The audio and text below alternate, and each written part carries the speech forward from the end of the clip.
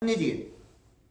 그래서 요 방법을 써서 하자. 그러면 단풍이 든 나무도 겨울에 가면 탈수가 된다. 그래서 첫 여름이 올 때 12월 여기 초중순에 물 500에 식용유 25리터에서 한 27리터. 그럼 한 통 반 정도입니다. 여기에다가 퐁퐁을 2리터 퐁퐁 요걸 사용해서 퐁퐁하고 식용유하고 물하고 섞으면 잘 섞여요. 뽀얗게. 요거를 12월 달에 요때 얼음일 때 첫 얼음일 때 살포하면 밭에 전체 뿌리면서 바닥에 풀이 있으면 바닥에 풀에도 뿌려야 돼요. 떨어지게 날아 떨어지게. 그러면 바닥에 있는 진딧물, 응애, 총채, 뭐 깍지벌레 애들이 다 죽어요. 그럼 요 식용유는 내년 봄 되면 저절로 없어집니다. 그러면 없어지면 영양제로 바뀌어요. 식물성 콩기름이잖아요. 영양제로 바뀌어요. 그러고 나면 우리가 봄으로 이제 여기서부터 유막 코팅하면 탈수를 막아주고 저절로 됩니다.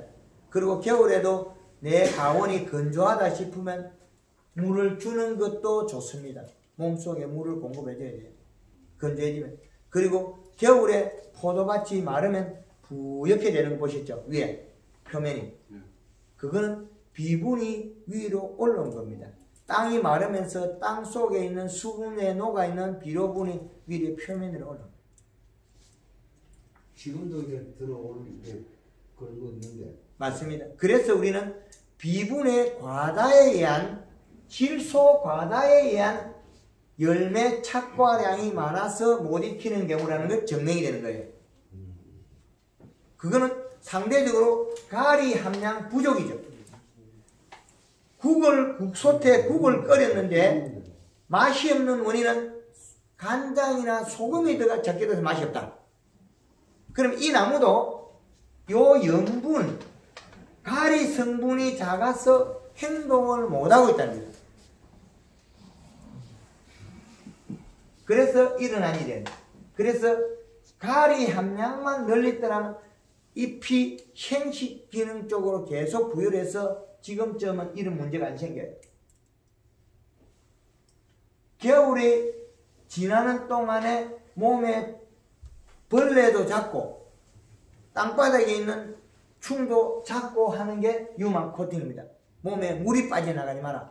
물이 안 빠져나가야만이 내년에 눈이 똑같이 잘 떠요. 어떤 나무는 눈이 똑같이 잘 뜨는데 또렷하게 작년에 도장지도 나고 힘이 쭉쭉 좋았던 나무. 나무는 분명히 컸는데 봄 되면 눈 날 때 큰 놈은 크고 작은 놈은 비릿비릿하게 나와요. 아직도 가면 가지가 덩숙이한데 시푸른 게 있어요. 그거는 가을에 단풍을 안 들여서 일어난 일입니다. 그리고 겨울에 유막 코팅을 해가지고 피부를 보호 안 해서 일어난 일입니다. 요 유막 코팅은 어떻게 개발했냐면 제가 단감 묘목 사업을 하기 때문에 종묘업을 가지고 있어요. 가수 종묘업을. 그래서 단감 묘목이 제일 잘 얼어주는 서촌조생이 되어 있어요. 묘목밭을 12월 달에 캐다가 이놈은 포크레인가 좀 흥기되다 보니까 뒤에서 그 유압 오일이 터져갖고 삑삑 쐈어요. 그 돌아보니까 기름이 쫙 다 묻어 있어. 그래서 포크레인 탁 세우고 그것만 가져오고 에이 기름 묻은 놈은 내년에 다 죽고 기름 안 묻은 놈은 내년에 살아있으니까 저거는 내버려야 되겠다. 에이 아까봐라. 봄에 가니까 어떻게 돼 있습니까? 기름 안 묻은 놈은 싹 다 죽고 기름 묻은 놈은 살아있어요. 그래서 기술을 찾아낸 겁니다. 그 이전에는 제가 이걸 기술 개발하려고 단감 묘목에다가 기술을 개발하려고 양달 밑에 언덕 밑에 따신 놈이 다 죽어요. 따신 놈이 죽는데 어떻게 알아요? 그래서 양달 마을에 석류나무가 잘 안 열어요. 음달 마을에 석류가 잘 열어요. 그래서 이거 찾아보고 저거 찾아보고 온갖 머리를 써요. 서대문 밖에다 물을 따라가 양달 음달 다 나눠봐요. 어느 게 많이 마르느냐. 그래서 찾아낸 게 묘목을 갖다가 대가리 며칠 탁 날려버리고 한 2만 평을 차광막을 씌웠어요. 묘목밭 2만 평을 차광막을 씌웠습니다. 상상을 초월한 일을 하죠. 예. 그래가지고 얼쭉 잡아냈는데 이것도 복잡해요. 그래서 이제 단풍 들이는 기법을 개발하고 거기다가 유막 코팅을 해버리게 아무것도 안 해도 피부가 봄 되면 나무 키우면 새파래요. 지금 저희 집에 가면 사무실에 가면 묘목을 흙을 여러 봉지 떠가 담아가 팔아요. 잘 살아요. 아직까지도 봉지 담긴 채로 살아있어요. 내년에도 그거 팔고 있습니다. 복날이 담긴 채로 가물면 이파리 떨어지다가 비 오면 새로 이파리 나고. 근데 처음에는 몰라가지고 여름에 오래 두는 나무는 복날이 딱 묶어 물이 안 들어가 말라 죽어요. 여기다 나무 꼬쟁이 한 개 이어갖고 요래 딱 묶어놔. 이파리에서 물이 맺히고 요래 들어가 복날에 물이 들어가요. 그럼 절대 안 죽어. 묘목을 갖다 봉지 묶을 때 여기다가 흙가지를 한 개 이어갖고 그러면 요래 딱 묶어놓으면 요 공간으로 비가 오면 이파리 물이 요래 쭉 타고 들어가요. 그럼 묶고 봉지가 안 죽어요. 지금도 가면 사무실 앞에 묘목이 봉지에 들이가 살아있어요. 그러면 제가 하는 기법하고 일반 알고 있는 상식하고 하늘 땅 차이 다른 거예요. 경험과 실력이. 봄에 오면 우리가 또 뭐 할 거냐면 지금 우리가 3월 말 4월 언제 눈이 나오죠? 포도가 4월 초부터 4월 한 중순 10일에 좀 초중순부터 중순부터 나와요. 10일에서 한 25일 10일 정도 되면 눈 나옵니까? 되면 4월 5일 15일 지나나. 예, 신고 그래 4월 한 10일 되면 10일부터 정도 나올 거예요.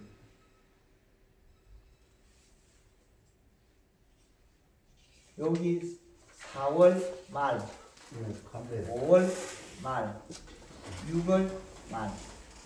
이렇게 되면 4월 초에 눈이 난다면 3월 말에서 4월 초 되기 전에 우리는 이 시기에 수비해야 돼요. 설탕 한 포 몇 킬로짜리 할까요? 15kg. 또 야, 어르신들이 머리가 내보다 더 빨라. 한마디면 바로 튀어나오게 저보다 머리 해지는 게 더 빨라. 15kg 한 포를 목매실이 골드 그린 2리터와 요 2리터와 설탕 한 포를 살포해가지고 피부로 이제 먹여서 맹해로 맞고 수정 능력 좋아지고 힘을 길러는 겁니다. 간수하는 거라요, 그래. 이파리 옆면 몸뚱이에다가. 그냥 줄거리에다 쳤나고요? 그렇지. 그 설탕만 쳤을 때는요. 설탕 맞춰서 설탕 효과만 나오죠. 설탕도 조금씩도 그 효과를 내줬거든요. 골드 그린하고 꽃이 크게 핍니다. 복숭아하고. 그 영상도 유튜브에 많이 있어요. 황금알용법은 유튜브에 영상이 있는 것에 거의 국한돼가 강의합니다. 그거는 결국에 저 머리에 다 들어있는 겁니다. 그래서 복숭아하고 자두에 골드 그린하고 설탕을 농도를 낮추어가 썼는데 낮추니까 봄 냉해에 조금 그게 있어요. 수정 능력이 고건이는 되는데 그래서 아예 설탕을 얼마 안 하니까 늘려버렸어요. 설탕은 물 500에 20kg를 넣어가지고 배추밭에 가서 뿌려도 배추가 안 죽어요. 타지도 안 하고. 겨울이 추우면 추울수록 마늘밭이나 겨울을 나는 작물들은 설탕 농도를 높여줘야만 잎이 안 말라요.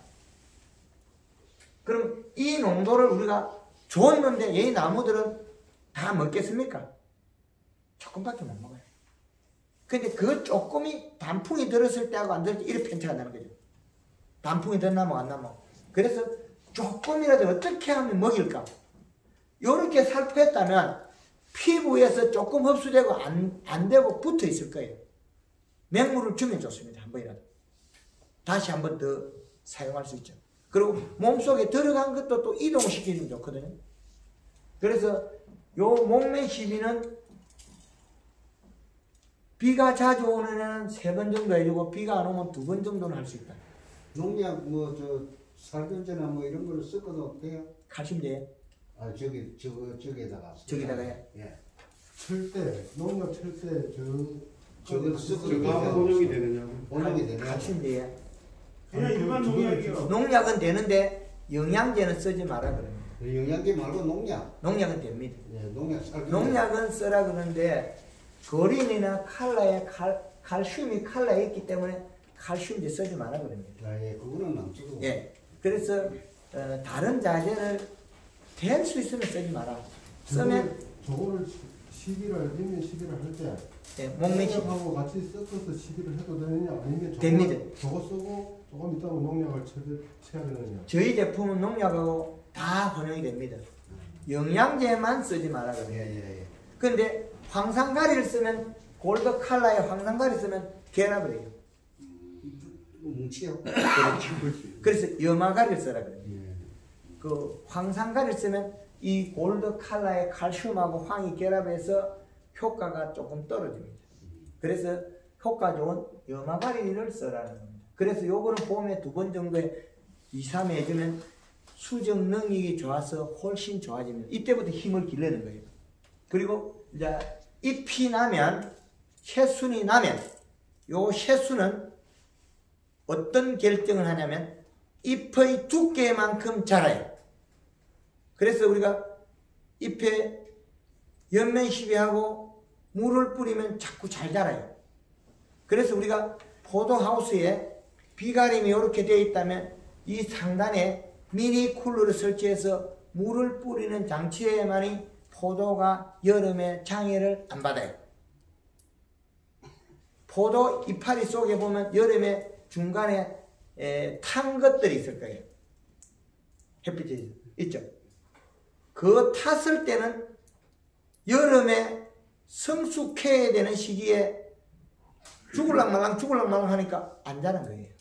그때는 저녁이나 아침에 잎에다가 맹물을 뿌려서 함수량을 늘려줘야만 낮에 일을 잘해요. 자, 그제 가서 며칠 전에 강의를 하고 왔어요. 포도밭에. 거기도 역시 마찬가지로 비가림은 잘 되어 있습니다. 그러나 중간에 잎이 두 장이 타요. 잎이 타서 죽을 정도의 잎의 함수량이 부족했다는 거예요. 그러면 그 날짜만큼 까먹은 거예요.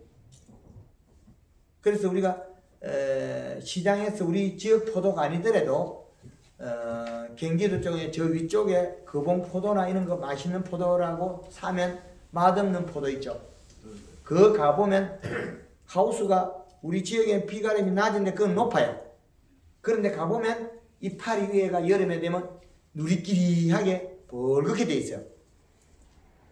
탈수에 의해서 잎에다가 함수량 부족으로 잎이 고실러진 거예요. 그 잎이 고실러진 거는 일을 안 하는 겁니다. 그래서 우리가 잎이 고실러져 가지고 일을 안 하는 그 시기에도 우리는 포도농사 잘 짓는다고 두고 있다는 거죠.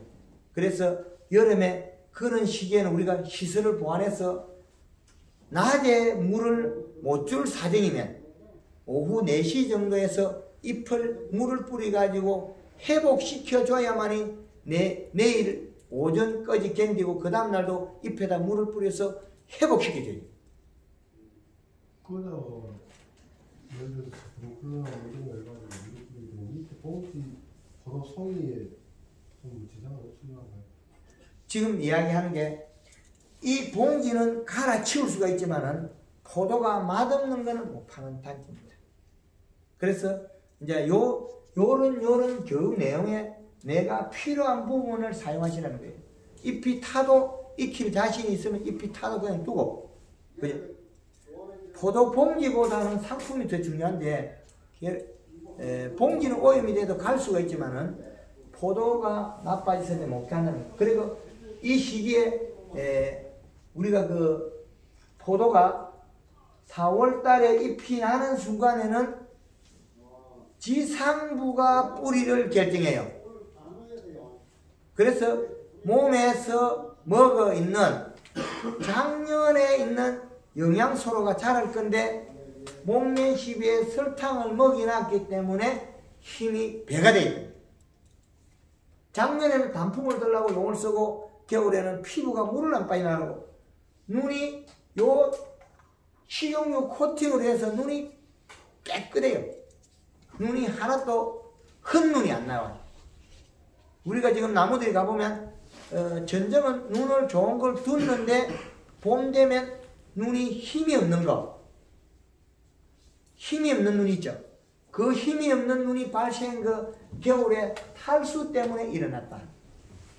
그래서 유막 코팅해서 탈수를 막았고 봄에는 새순이 나오고 수정이 잘 되라고 여기에다가 설탕을 먹이는 거죠. 그럼 그거를 하면은 아상 처리 안 해도 되는 거예요? 아상 처리하고는 별개입니다. 아, 눈 안 틀게 왜 아상 처리를 하는 용도잖아요, 용도가. 눈의 요거는 눈의 크기하고 큰 거부터 많이 뜨는데 요거는 탈수량을 막아서 몸속에서 같이 행동을 하는 거 만들었는데 나무 가지가 요렇게 있다면 요게 먼저 뜨지 요게 뜨는 건 아니거든요. 그러면 아상 처리는 요거를 카트해 주는 거고 요거를 보호해 놓은 거는 유막이라는 거예요. 가지를 길게 줄 때 아상을 하는 거지 어린 나무 그거죠. 긴 나무. 그리고 우리가 지금 성목은 안 했는데 어린 나무에 아상을 하는 거고 지금 큰 성목에는 우리가 눈이 뭐 한두 마디 두죠. 두 마디 두면 아상을 할 필요 없이 요 에너지로서 보호를 해가 눈을 잘 뜹니다. 그런데 그 눈이 지금까지 보면 분명히 가지도 좋고 눈을 좋은 걸 뒀는데 늦게 나는 거 있죠. 힘없고 그게 탈수 때문에 일어난 일이다. 그리고 그 나무는 늦게 났기 때문에 힘을 늦게 받아서 가을 때도 등숙이 안 되고 열매를 잘 못 익힌다는 거예요. 그걸 보호하기 위한 단풍을 들이고 유막 코팅을 하는 거예요. 지금 설탕을 쓰는 거는 다음 일을 막아내려 쓰는 거예요. 가을에는 봄에 눈 뜨는 걸 하는 거고 지금은 눈이 뜨는 놈을 살을 찌우고 꽃을 잘 피우기 위해 사용하는 전 단계에 쓰는 거죠. 이제 이해됩니까? 항시 앞에 있어요. 전 단계가 뒤에 나오고 이게 앞 다음 나오고 이렇게 돌아가거든요. 그래서 사계절이 중요하다는 거예요. 그러면 그거를 했을 때 눈이 터가지고 열매를 맺혔을 때 날아가는 포도가 없나요? 100포도 되는 게? 그게 지금 우리가 포도나무에 작년에 수세가 좋았는데 그런 걸 발생하고 저는 수세도 별로 안 좋은데 해마다 포도 잘 내는 거 있죠? 그거는 그게 100포도 안 생기죠? 그것도 지금 눈이 괜찮았는데 봄에 눈 틀 때 굵게 트는 거는 대부분 100포도가 많이 생긴 걸랑요? 그러면은 설탕을 넣었을 때 눈이 굵게 나온다는 가지가 좀 굵게 나온다는 거 아니에요? 그렇죠. 눈이 통통하게 자기의 본 일을 하는 거고 원인이 지금 그걸 어떻게 설명드려야 되냐면 사과 가원에 가보면 사과가 크고 힘 좋은 나무들이 사과 못 생겼어요. 열매가 자라요. 근데 사과가 적당히 별로 크지도 않은다면 해마다 굵은 게 예쁜 게 열어요. 요거는 단풍에 의해서 몸속에 에너지가 고루 섭취되어 있는 거고 가을에 낙엽이 단풍에 안 지고 있는 나무는 힘이 각자 뒤죽박죽입니다. 아니 근데 이제 캠벨을 가지고 얘기를 하는 건데요. 대부분 봄에 보면은 굵게 트는 거는 100% 될 확률이 많다고 지금 여기서는 다 그렇게 알고 있걸랑요? 그게 요렇게 하면 자기 모습으로 가가 바뀌어버립니다. 설탕을 넣어도? 아니요. 요거는 다음에 좋아지게 하는 거고 아니 그러니까 요거에 의해서 요게 없어져요. 그게 없어진다. 그렇죠. 그게 똑같아지는 거죠. 여기에 단풍이 들고 겨울에 유막한 게 눈을 똑같이 나오게 합니다. 그러니까 우리가 가지 굵고 요만한 거 똑같이 뒀는데 어떤 나무는 봄에 두 가지 다 잘 나오고 어떤 나무 한 개 삐리삐리 나오고 한 개는 육맛이가 예민한 거죠. 그거는 단풍을 들이고 유막 코팅으로 똑같게 만드는 겁니다. 이제 이해됩니까? 이해가 좀 덜 돼서 자꾸 물어보는데 덜 돼서 물어본다면 그게 저 아래쪽에 단풍이 빨갛게 드는 가로수 있잖아요. 그 나무와 요 나무 산 밑에 있는 나무 있죠. 그거는 가지가 한 개씩 말라서 나옵니다. 우리 포도나무가 눈이 똑같게 못 나온다면 단풍이 안 들고 피부를 유막으로 보호 안 해서 똑같이 안 나오는 겁니다. 지금 저 나무를 우리 가지 전정을, 낙엽 지고 전정을 하고 가온을 해보면 눈이 같이 나와요. 탈수가 없다는 거죠. 아, 저는 그래서 지금 내가 궁금한 거는 저는 지금 감사비료를 한 5년 동안을 안 주고 있어요. 캠벨을. 예. 화학비료 전혀 안 쓰고. 예.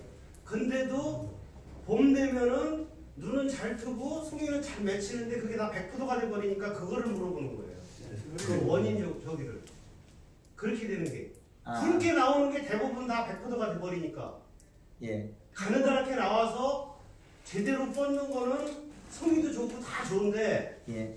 눈이 굵게 터가지고서는 세력이 세게 나오잖아요. 대부분 보면 시골 분들은 다 두메디를 남겨놓는다면 이게 세는전지랑 마찬가지 걸랑요. 원 저기에서 나오는 것까지 하면은 세는전지인데 대부분 보면은 좋은 거 기르려고 위에 거를 기른다고요. 예. 그게 더 굵게 나오니까. 예. 근데 아래 걸 기르던 위에 걸 기르던 굵게 나오는 놈은 100% 될 확률이 80에서 90%가 된다는 거죠. 그래서 나는 설탕을 연면 시비를 했을 때 굵게 나와도 100%가 안 되느냐 되느냐 그게 궁금한 거예요. 아, 여름에 알이 크다가 그 마르는 현상에 봄에 아니 봄에 그거는 하고 봄에 비료를 아예 공처럼 해갖고 예. 한 밭은 지금 5년 동안 내고 6년 동안 내가 거의 한 방울도 안 했고 영양 저기만 알라리가 했는데도 포도송이 다 이래. 밭이 그렇게 기름진다 어쩌고 그랬어. 그래서 내가 물어보는 게 지금 감사비료는 나 지금 전혀 안 하고 있어. 포도를 뭐 50송이 60송이를 다뤄도 감사비료를 안 하고 있는데. 봄에 준비도 안 하고. 예? 준비도 안 하고 봄에. 안 하고 그냥 저기 퇴비거름하고 유방만 뿌리지. 그것도 세상 그렇게 행복이 뱀배는 새만 박으래요. 예, 그리고 전지를 두 놈이나 한 놈 내두고 무조건 해가지고 그냥 키우면은 올해 날라갔다고 내일 또 날라가고 내일 날라갔다고 전에 또 날라가고 내일 날라가고. 아니 근데 저는 이파리를요 최소한 20장을 가져가려고 내가 겨순을 길러요. 항상 그 포도송이 위에서 그러면 겨순을 한 년, 두 년, 내기서 다 겨순을 가지고 가려면 그래서 이파리 확보를 보통 18개에서 23개까지 가지고 가요. 그래서 익히는 거는 잘 익히는데 100%가 되는 원인을 못 잡는 거죠. 알맹이가 크다가 안 큰다는 거죠. 수정의 경우에 송이가 됐다가 알이 떨어져 버리는 거예요. 하진. 수준에 문제가 있겠네. 수준. 요 탄수화물 농도를 높이면 수정 능력이 엄청 좋아집니다. 이제 해결됐습니까?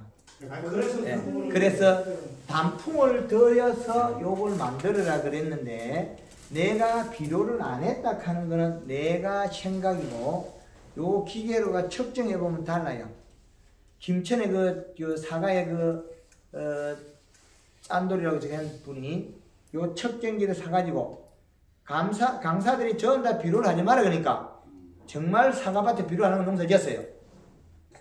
기계 사과 찍어보면 0.2, 0.00가 나오고 0.2가 나오는 거예요. 그래서 강사들 포도농사 잘 짓는 집에 가서 밤에 몰래 가서 찍어보니까 0.5에서 0.8이 나와요. 주지 마라 하는 거 뭐 주죠?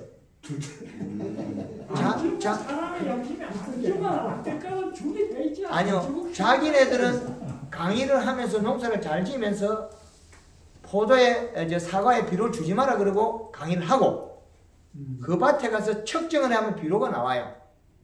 비분이 나와요. 그런데 자기는 정말 그 말이 맞는 줄 알고 농사를 비료를 안 주고 사과를 농사 지니까 사과가 아니거든요.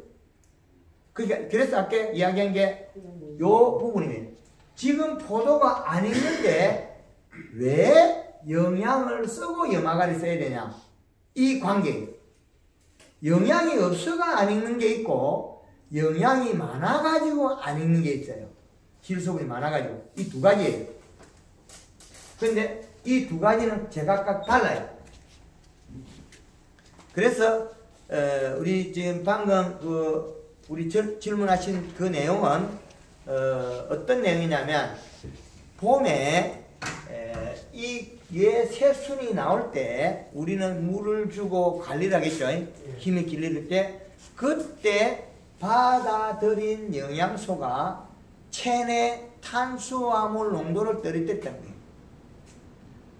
그 나무는 힘이 좋은 가지에서 발생했기 때문에 그 부분에서 탄수화물 농도가 떨어졌으니까 거기에서 흡수된 그 영양소와 희석 농도가 떨어져서 수정 능력이 떨어졌다. 수정은 되긴 됐으나 밤 온도에 탄수화물 농도가 낮으면 안 돼요.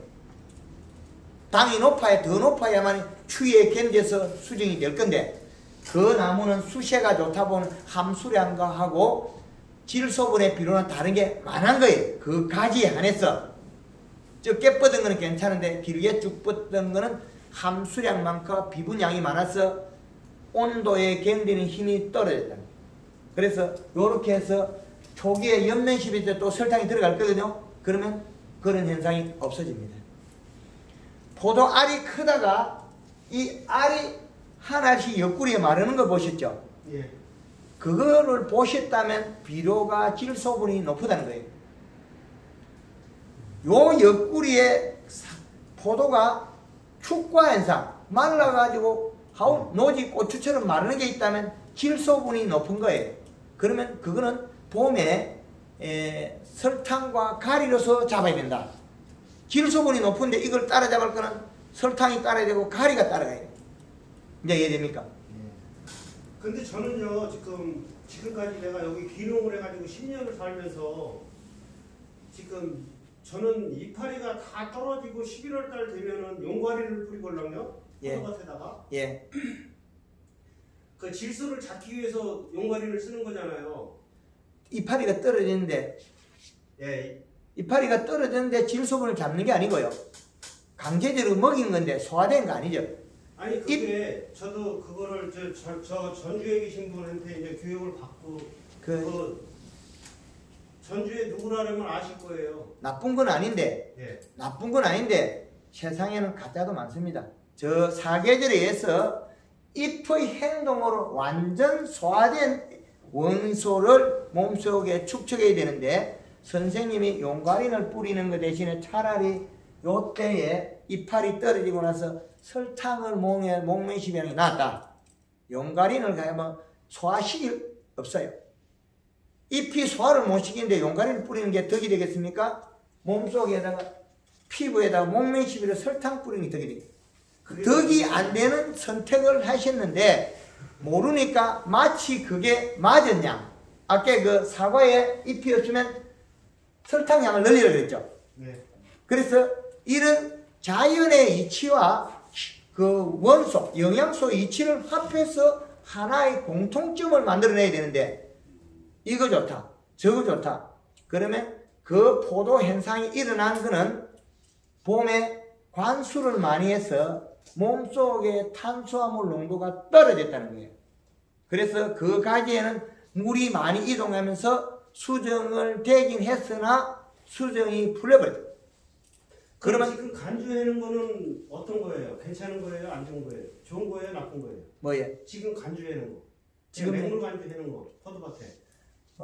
지금 맹물 간수를 하는 것도 나쁜 거일 수도 있다는 거죠. 저 산 꼭대기 보면 비 안 오잖아요. 단풍 잘 들잖아요. 잎에만 젖을 정도로 물이 있어야 되지. 간수량을 늘리면 또 잎에나 몸속의 비분을 이동시키고 활동을 시키는 거예요. 잎 속에 가리 함량을 늘렸다면 그건 좋은 거예요. 회전을 했어. 가을에 비가 오면 단풍이 된다 그랬죠, 저 산에. 그런데 뿌리에 가리 함량이 많거나 우리 선생님처럼 잎 속에 가리 함량이 많은 거는 물을 주면 덕이 되나 지금 비분을 이동시키고 행동시키는 건 꽝이에요. 아니 근데 여태까지 우리가 여기서 포도를 하면서 배운 거는 포도 수확이 끝나고 난 뒤에 항상 관주를 하고 봄에 가면 이른 봄에 가면 관주를 하고 여태까지 그렇게 교육을 받았는데 지금 교육하시는 분만 지금 관주하면 안 된다, 설탕을 해야 된다 이제 그런 얘기를 하시니까 내가 자꾸 질문을 하는 건데 지금 관주하지 말라는 거는 선생님의 대표님 못 들은 거잖아요. 우리가 여적 책이건 뭐든 교육을 할 때는 봄에 가을에 간주를 하지 수분 말라는 게 아니고 가위 한 장이 많으면 간주를 해라 하는 거고. 아니 그러게 지금 여전까지 우리는 그런 식으로 다 교육을 하질 않았잖아. 제가 이 농법을 개발할 때까지 32년이 걸렸습니다. 안 해본 적 있겠습니까? 32년이 걸렸습니다. 그러면 비료를 엄청 줘봤겠죠. 차뜨기로 2000포까지는 줘봤어요. 1년에 2000포 뭐 큰 차 한 차미로 해야 한 2000포 싣고 올 겁니다. 예. 2000포 복합비료 2000포 쓰니까 3만 평에 감이 안 컸어. 그 다음날 다음에는 이놈들이 비료를 가짜로 만들어서 내가 감이 안 크다. 요소를 2000포로 가온에 갖다 뿌린 사람이에요. 제가. 근데 간주가 저기 그 겨울에 그 가뭄이나 봄에 가뭄이 있었을 때 동해를 더 많이 있기 때문에 간주를 뭐 하거든요. 예. 그리고 이제 포도 따고 지금 그 가뭄인데 예. 간주를 안 하면은 그 동해가 문제가 안 돼요. 단풍을 대립해 문제가 안 되죠. 뿌리는 멈춰야 되니까. 겨울은 똑같거든요. 겨울에 간다는 사람 없어요. 똑같아요. 근데 포도 수확하고 비닐이 걷어보면 물 제대로 안 간다는 은근히 득득하는데 괜찮아요. 괜찮아요. 그 산꼭대기 나무 죽는 거예요. 산꼭대기에 있는 돌벼락에 있는 거는 그것보다 더 작아도 안 죽어요. 수분이 너무 그러면 봄에 동해에 있는다고 거기 이제 음식이 다 그래서 나가겠어요. 자꾸 간주를 동해 있는 거 여기다가 단풍 들이고 맞아요. 단풍 들이고 유막 코팅해놓으면 한 놈도 안 죽어요. 피부가 시급하래요. 눈이 똑같이 튀어나옵니다. 그걸 하라고 지금 가르친 게 요거잖아요. 이걸 배우기 위해서 저를 부른 거고. 우리가 이때 한번 그래요. 예. 봄에 내게 힘든다고 동해 너무 말라버리면 괜찮습니다. 아니 봄에 가뭄이 심하면요. 뭐 질소가 많아서 그런지 뭐가 어째서 그런지 몰라도 나무가 거기에 이렇게 말라들어. 쫙쫙 저기 갈라지잖아요. 갈라지면서 단풍이 안 들어서 몸속에 설탕물이 적어서 일어난 일입니다. 가로수 죽으면 쪼개진 거 보셨죠? 그 10%면 쪼개진 거 죽어요. 그런데 거기 안 일어나는 방법은 단풍을 들이고 유막으로 피부를 코팅을 해놓으면 몸속에 물이 안 빠져나갑니다. 이제 됐습니까? 그 방법을 가르친 거지 제가. 수분 증발이 안 된다. 탈수가 안 됩니다. 아까 그 포크레인 호수가 터지고 유압 호수가 터진 거는 나무가 한 폭이 안 죽어요. 그저 식용용 저거는 잎이 다 떨어진 뒤에 12월 초에 하라고. 12월 초에. 12월 초에. 첫 떨어질 때. 예. 덕을 붙이기 위해서 나무 토막을 잘라가지고 그 순을 잘라가지고 여기에 촛대만 하는 거 똑같다는 얘기. 맞습니다. 촛대만. 예, 맞습니다. 그래서 봄에 간수량에 의해서 새순이 이동량이 많아서 일어난 일인데 그 일어난 양은 가을에 단풍이 안 들어서 그 나무가 장애가 일어나는 겁니다. 이제 이해되죠? 그걸 막기 위해서 목매 시비 때 설탕을 써라 그런 겁니다. 또 이해되죠? 보완을 계속하고 있잖아요. 다음에 일어날 일을 미리 알고 보완하고 있잖아요. 일어날 일을. 그래서 새순이 나도 또 설탕을 쓰거든요. 새순이 나오면 골드 그린. 이제 이때부터 또 달라져요. 이때는 이제 연면십이 되거든요. 요때는 그린 1.5리터로 낮아져요. 2리터 안 돼요. 1.5리터에 설탕이 3kg 들어갑니다. 요 놈이 또 요걸 보완하고 있어요. 우리 선생님처럼 질소 가다에 의한 수정 능력을 보완 또 하고 있어요. 이제 이해되죠? 절간을 좁힙니다. 절간을 좁히고 잎을 키울 건데 절간을 좁히고 잎을 좁히고 둥글고 크게 만듭니다. 완벽한 농법이 여기서 나옵니다. 이제부터. 이걸 하기 위해서 전부 다 보완하는 거죠. 자연의 이치에 맞게, 만물의 이치에 맞게 보완합니다. 한 가지 좋도록 하는 거 없어요. 다 보완해 옵니다. 그래서 골드 그린 1.5리터에 설탕 3kg 두 번에 골드 칼 한 번. 이제 칼슘이 더 들어가는 거예요. 그래서 요 두 개를 횟수를 빨리 하면 내가 꽃핀자리 잎을 크게 키울 수 있습니다. 당연해라도. 당연에 큰 포도를 키울 수 있고, 잎을 살을 찌워가지고 당기고 쪼으면 포도 알은 커지고 절간은 좁아지고 포도잎은 두꺼워지고, 포도잎이 두꺼워서 빨리 뿌리를 뻗쳐요. 요게 완결판이 여기 다 들어있습니다. 그럼 이파리가 커지지는 않나요? 커지죠. 근데 줄여요. 넓이는 느리고 길이는 당겨버려요. 근데 일반 농사는 우리가 지금 보면은 그 절간 길이는 길고, 예, 잎은 커도 얇아. 맞습니다. 그래 이 문제. 예, 그래서 오이 같은 거는 잎을 줄이고 설탕 양도로 물 한 마리 한 300g 쓰면 흰가루가 죽어버려요. 아, 흰가루가요? 예, 오이 흰가루 안 죽죠? 흰가루 잘 안 들어요. 농약 치고 나도 그 다음날 또 흰가루 해요. 그런데 그거는 아주 쉬워요. 설탕 300g 여가 쳐보면 그 다음날 되면 흰가루 말라 죽기 시작해요. 그럼 포도에도 그 흰가루가 그 설탕 용법이 되나요? 가짜 농사를 짓지 말라고 가르치는데 왜 또 설탕이 그거 나와요? 아니 흰가루가 오이에 잎 두께가 얇아서 일어나는 걸 지금 다음에 나올 건데 뭘 또 튀어나와. 아, 집에 갔다 있다고 하지. 이 시를 맞춰면 이 시가 이제 비료량이 나올 거예요. 비료량은 1.0이라는 비료량이 나옵니다. 이 시량을 맞추면 잎 두께가 안정적으로 가기 때문에 흰가루 자체가 발생 안 합니다. 됐습니까? 그죠? 흰가루가 없다는 것은 이미 우리는 비분이 낮아서 열매를 결실에 익히질 잘 못합니다. 이 시가 낮아서 그래요. 비료량이 얼마냐? 0.3 정도밖에 안 돼요. 이제 이해되죠? 이제 비료 나왔죠? 흰가루 다 나오죠? 조금만 기다리면 다 나옵니다. 제가 가을 되면 얼마나 되냐? 0.5에서 0.8로 이 시가 내려가야 된다. 이 시간에 1.0으로 맞추려고 하면은 비료 양이 엄청나게 많이 들어가야 되지 싶은데. 그것도 그 이야기 하나 제가 가르쳐 줄 건데. 한 포가 100평에 0.8의 이 시가 올라갑니다. 이제 됐죠?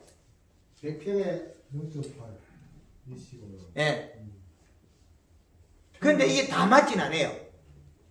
떠내려가기도 하고 결합되는 과정이 좀 차이 나거든요. 그러나 비료를 흩치면 이 시가 올라갑니다. 복합 기준인가요? 예. 우리가 겨울에 이제 초봄에 기술센터에 그 토양 검사를 하고, 우리가 지금 토양 검사를 하면 우리는 지금 가짜를 하게 돼 있어요. 왜 가짜라는지 알아요? 비가림이 되어 있다가 지금 걷어버리면 비료가 위로 따올라버려요. 예, 맞아요. 그럼 우리가 한국말 홍보에서 요거 5cm 걷어내고 비료 덩어리를 갖다 주는 거예요. 우리는 가짜라는 거죠. 물을 충분히 줘갖고 이동시켜갖고 그 다음에 그 밑에 흙을 파가지고 가야 되지. 우리 지금 봄에 흙 파가지고 가면 전부 가짜예요. 비분이 다 올라오거든요. 말라가 위에 간이패가 있네. 비료가 많이 와가지고. 그리고 우리 검사하면 가짜예요. 비료가 되게 나왔는데 비료가 없을 수가 있다는 거예요. 위로. 흙골에 물이 떨어져서 비료가 마르면 이렇게 자꾸 땡겨 들어와요. 여기 모이가 있고 물이 떨어지면 이렇게 오고. 요 위에 비료가 많이 쌓여요. 하얗잖아 뭐. 근데 하얗게 쌓였는데 그게 실질적으로 그 양이 그리 안 많은 게 쌓일 수가 있다는 거죠. 그럼 기술센터 가면 비료가 엄청나게 많다고 나올 거예요. 나무 죽는다고 나오는데 실질적으로는 흰가루를 이야기할 정도면 비분이 적다. 흰가루 온 거는 이 시가 비료량이 낮다는 거예요. 그리고 4월 초에 한번 비료를 줘서 간을 한번 맞추고 5월 초에 한번 맞추고 6월 초에 단 한 번에 가는 비료를 살짝 뿌려가지고 하면 좋다. 그러면 4월 초부터 세 번을 하는 거예요. 4월 예. 초부터 이 시를 1.0으로 맞춰 들어가는. 한 번에 일진형을 절대 맞추지 마세요. 한 번에 한 반 정도만 맞추고 그 다음에 반 정도 다시 맞추고 그 다음에 6월 달에서 완효성 비료 논에 뿌리는 거 단 한 번에 코팅 비료 있죠. 오레가라든지 그걸 뿌려서 천천히 가게 만들면 된다. 그럼 가을에 이 시는 얼마야 되냐? 0.5 정도에서 0.8 정도가 있으면 된다. 이렇게 나옵니다. 데이터. 비료는 이렇게 됩니다. 이제 비료 나왔지? 요 비료를 맞추면 흰가루라는 오렇게도 안 합니다. 포도에. 근데 흰가루가 왜 샤인이 들어오고서부터 지금 흰가루가 생겼걸랑요? 얇았어요. 샤인 때문에 되는 거예요? 어떻게 되는 거예요? 얇았어요. 얇아서 그러는 거예요. 그렇죠. 그 우리 동네 그 흰가루 하는 사람 있을 건데요. 그 흰가루에 무조건 대궁이에 흰가루 붙어버린 거는 무조건 금포도 나무는 아닐 걸랑요? 흰가루가 붙어버린 거는? 캄벨이 많이 그렇고. 네. 샤인이 들어오서부터 지금 아니, 샤인은 흰가루를 이제 주기적으로 그런 걸 많이 질소를 많이 하는 편이라요. 예. 샤인은 조금 저 캄벨보다 많이 하거든. 예. 그렇게 흰가루가 붙어도 그 약재 처리하면 다 떨어져. 아 이제 근데 캠벨은 안 떨어지잖아요. 흰가루도 떨어진다니까 샤인은. 아니 그러게 근데 이제 캄벨은 그래 거름이 적어서 그렇다니까. 걸음이 적어서 그렇다고? 지금 이 시량이 세력이 세가지고 다 100%가 돼버리는데 그럼 부담하게 추잖아. 했잖아. 비분량에 의해서 행동을 했는데 100%가 된 거는 몸속에 탄수화물, 설탕물 작용되는 거예요. 그럼 비분량은 또 다른 거예요. 그거는 비로가 많으면 100%가 일어날 건데 그거는 물을 보면 물만 찐딱 줘가지고 자라기만 했지 입속에 탄수화물이 적다. 그래서 자기 스스로 이 봄에 잎에서 햇볕을 광합성을 해서 포도 수정될 때 힘이 부족하기 때문에 옆면 시비에 이파리 조그마할 때부터 옆면 시비를 이렇게 하기 때문에 잎이 두꺼워지고 살이 쪄서 수정 능력을 가져서 그게 없어진다는 거예요. 그리고 잎이 두꺼워서 비료를 잘 흡수하기 때문에 어릴 때 잎이 두꺼워야만 뿌리가 많이 뻗쳐요. 선생님 한 가지 예. 질문해도 되겠습니까? 그 하시는 말씀 중에 그 캄벨이 이제 수정을 다 해가지고 색도 8월 말쯤 되면은 이제 오기 시작해가지고 지금 캄벨 농사 짓는 분들이 대부분 그래요. 그래가지고 이게 익는 기간이 옛날에는 빨리 익었다고 색이 쫙 올라올 때 빨리 익었는데 올해 계속 벌고 해봐야 안 익었어요. 예. 왜 그러냐면 잎이 일을 안 한 거예요. 그게 이제 질소가 많아서 그래요. 아니요. 탄수화물, 설탕물을 못 만들어서 그래요. 광합성 산물이 탄수화물을 못 만들어요. 원래 광합성 때문에. 예, 그렇죠. 그래서 잎 두께를 보고 판단하는 기술을 가르쳐 주는 거예요. 잎을 보고. 잎을 보고요. 그렇죠. 뿌리의 비료도 물론 측정을 해야 되지만은 잎을 보고 생장점을 보고 기술을 가르쳐줘요. 잎은 뭐 크고 이렇다고 다. 그런데 원래 그럴 수밖에 없던 게 제 생각인데 비가 많이 해가지고 뿌리가 전부 다 물속에 들어 있었는데 새 뿌리가 안 나와가지고 하나도 먹지도 못해요. 그러니까 그럴 수밖에 없어요. 잎이 두꺼우면 뿌리를 계속 뻗치거든요. 그 말은 저희 강의 중에 고추 하우스에 물이 들면 기계를 잘못 틀어가. 그리고 봄비가 오고 고추밭에 물이 들거든요. 그러면 전 살려줘요. 한 포기도 안 줘요. 잎에다가 맹물을 뿌린다는 것은 잎이 말라 죽지 않는다는 거예요. 고추밭에 물이 들면 시들어 죽거든요. 그렇죠. 뿌리에 산소 부족이에요. 그래서 하우스에 물을 뿌리고 저녁에는 물을 뿌리면 잎이 살이 빠져요. 그래서 영양제를 쳐줘요. 거기다가 설탕하고 골드그린 1.5에 설탕 1.5kg 써서 뿌려주고 그 다음날도 물을 뿌려주고 심지어 멜론 이만이 달리가 있어 물이 들은 거 있죠. 그것도 살려줘요. 멜론 이만이 달린 데다 물이 들면 멜론 못 살리잖아요. 다 말려 죽죠. 황금 얼룩분 그런 게 없어요. 다 살려요. 원 근본을 해석을 해가 풀기 때문에 안 풀리는 게 없어요. 그래서 사과에 비료를 주지 말라 그러는데 김천의 그 짠돌이 농법 그 짠돌이 아저씨는 9월 5일에 200평에 유한을 한 포를 뿌리고 단 한 번에 한 포 또 더 뿌리고 사과가 엄청나게 키워졌어요. 9월 5일부터 9월 말까지 연면 시비를 7번 했어요. 비가 오고 이러니까 이틀에 한 번씩 연면 시비가 10일 만에 5번 하고 단 한 달 만에 사과를 2배로 높이가 역전을 시켜줘요. 그 말은 우리가 여기서 해석을 하고 그 작물의 원종을 해석을 하고 사용하는 기법을 잘 못하고 있다는 거죠. 제일 기초가 되는 비료량도 모르고 있고 잎이 얇아졌을 때 원인을 파악을 못하고 있다는 거죠. 봄에 설탕물과 연면 시비한 요 영양소가 잎이 빨리 두꺼워지고 설탕물이 탄수화물이 들어있기 때문에 수정이 잘 되고 결실이 잘 되고 빠른 시간에 뿌리를 뻗쳐요. 그래서 황금원홍포에서 나무를 살려낼 때 약 3년이 걸린다는 말을 해요. 완벽하게 살리려면 최대 당연히 해도 한 80%까지 그냥 쑥 올라가요. 그러나 이 나무가 몸속에 영양이 없으면 최대 영양을 주면 먹어버리고 잎이 안 자라요. 그러다가 더 영양을 주면 잎이 두꺼워져 갖고 뿌리를 뻗치고 바뀌어요. 근본적으로 다 푸는 거예요. 그래서 원근본을 풀어내는 이치적인 일을 다 가르치는 거예요. 가짜가 아니에요. 이거는 헛수가 아니다는 거예요.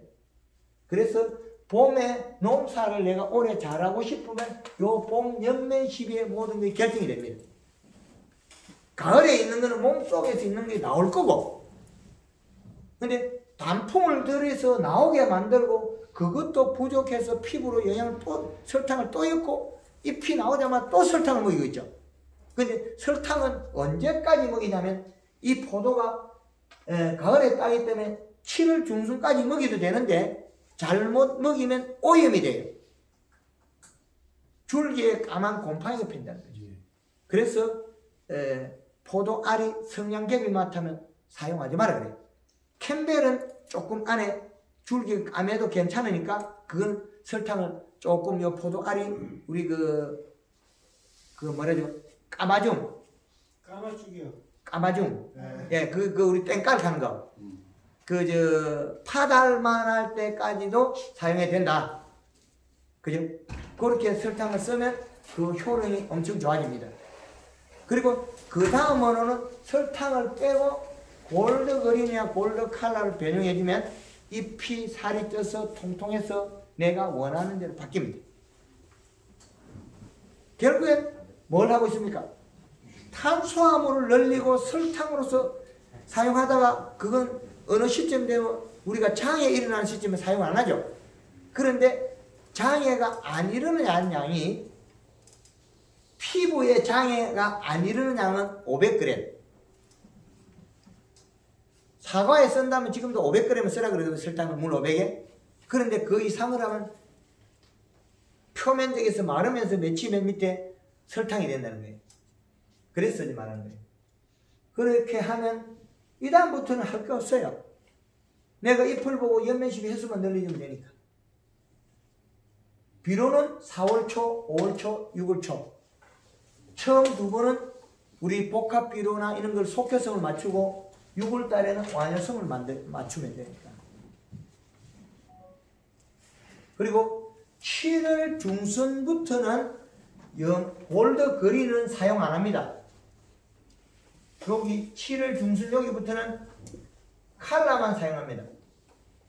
칼라 1.5리터에 여기는 염화가리를 쓰게 됩니다. 염화가리 7월달 되면 3kg부터 써야 해요. 포도가 따기 때문에 아마 하우스가 떠오면 아마 1kg 내지 2kg만 써야 될 거예요. 그럼 알 굵게 하기 위해서 염화가리를 섞는 거예요? 그렇죠. 생식기는. 알 굵기는 이미 봄에 끝났어요. 그렇죠. 봄에 잎을 두껍게 하고 꽃핀자리 잎을 키워서 종을 결정 끝나고 잎을 두껍게 해서 횡을 자랄 수 있는 뿌리까지 뻗쳤기 때문에 끝난 거예요. 알 굵기는요? 그렇죠. 여기서 다 끝냈어요. 그럼 이때 되는 안정적으로 열매를 익히는 방법으로 가는 거예요. 그래서 가리를 쓰는 거예요? 그렇죠. 가리 성분을 여기서 많이 쓰면 좋은데 햇볕이 뜨겁기 때문에 가리 많이 쓰면 잎이 타버려요. 다른 종들은 한 3kg까지 쓰거든요. 7월달에 8월달에 1kg, 2kg 쓰고 9월달에 또다시 3kg 쓰거든요. 그런데 그거를 할 수 있는 우리가 이 비가림 시설에서 잎에 조금 영양이 많으면 짜봐서 타요. 그러면 그 가리를 안 쓰고 혹시 바닷물이나 뭐 이런 거를 써도 관계는 없나요? 힘든 거 하지 마이소. 왕소금 써도 되는데 힘든 거 하지 마이소. 왕소금을 써도 되는데 굳이 옛날에요, 요 캠벨 농사 짓던 사람들 전부 다 바닷가에 와서 해안 사람 먹고 바닷물 떠다 쳤어요. 지금도 치는 사람이 있어서 내가 물어보는 거예요. 지금 앞에 이야기한 우리 선생님처럼 빨리 익히려면 4월 달에 요때 가리를 여으면 됩니다. 5월 달에 요때 여으면 안 터져요. 괜찮아요. 요때 쓰세요. 4월 달, 5월 달에 요때 가리 쓰면 됩니다. 저 같은 경우에는 6월 달에 가리를 쓰걸랑요? 그건 가짜예요. 6월 말까지 쓰는 거는 늦게 익는 종은 좋습니다. 6월 말까지. 6월 말까지 한해서 만생종은 괜찮아요. 그런데 우리가 그 샤이마치겠지 만생이 아니에요. 아니, 캠벨을 얘기하는 거예요. 캠벨도 조생이. 근데 그 두 개를 갖다가 6월 달에 쓴다면 이미 늦어요. 그러면 그거는 포도가 익었을 때 좀 무르다. 그렇지. 갈라진 거는 그게 아닙니다. 요때 연면시간에서 잎이 작아서 그래요. 종이 작아서 그래요. 갈라진 거는 그 딴 거예요. 요 앞에서 갈라지는 걸 막아주지 이 뒤에서는 못 막아요. 복숭아가 한 톨도 안 흘러요. 비가 와도. 초기에 목면십이 연면십에서 길게 만들어놨거든. 그래서 안 흘러요. 비가 와도 안 흘러요. 그리고 연면십에 쭉 내려가기 때문에 비가 와도 맛이 안 떨어져요. 황금어농부 한 사람들 먼 데서도 저한테 인사를 오려고 그래요. 오지 말라 그래요. 저 그런 인사받을 사람 아니라 가르쳐주고 내 대가만 했다. 심지어 어떤 사람 강의 중에 나이가 한 70대 늘이 일어나서 절을 해요. 그거 하지 말라고. 내가 그런 사람 아니다. 내가 평생을 들여가지고 한 30여 년 만에 개발하고 알았을 뿐이지 이게 어떻게 다른 건 아니다. 그리고 우리 조상님들은 다 이야기했다. 가을에 단풍이 잘 들면 그 다음에 농사 잘 된다. 얘기했거든요. 될성 싶은 나무는 떡잎부터 좋더라. 얘기했거든요. 다 가르쳐 준 거예요. 그거를 근본적으로 해석을 하고 산에 있는 나무, 들에 있는 나무 다 풀어서 해석을 하고 하나를 이제 완전하게 염주를 엮었다. 제가 그게 한 30여 년이 걸렸으니까 하우스 농사 짓는 데 가보면 진주에 가면 고추 농사 지을 줄 몰라요. 제가 가면 안타까워요. 제주도에 밀감 농사 가면 정말 농사 지을 줄 몰라요. 안타까워요. 거기도. 그러면 지금 선생님이 얘기한 대로 그대로 농법을 했을 때 내년에 수학계 가서는 그럼 가락동 가면 1등 할 수 있는 거예요? 맞습니다. 1등이에요? 예. 책임지실 수 있는 거예요? 본인 노력 여하에 따라서. 지금 강원도에 지금 작년에 부추 농사 짓던 사람이 가락공판 1등이에요. 그리고 저 차에 지금 한 열 넘었는데 강원도에서 부추 한 이파리를 뜯어온 게 아직까지 안 죽어요. 차에 다찌방에 3일을 뜯어 부추가 안 말라요. 그리고 저 발판인데 부추가 뒀는데 아직 이만큼 살아있어요. 그리고 그 부추 농가가 작년에 하루에 500단씩 뱄는데 올해는 700단을 베요. 가락공판장 1등 다예요. 서천천 지역에 노지 배추 40만 평. 그 지역은 전체가 뿌리 혹병을 하거든요. 싹 다 살려놨어요.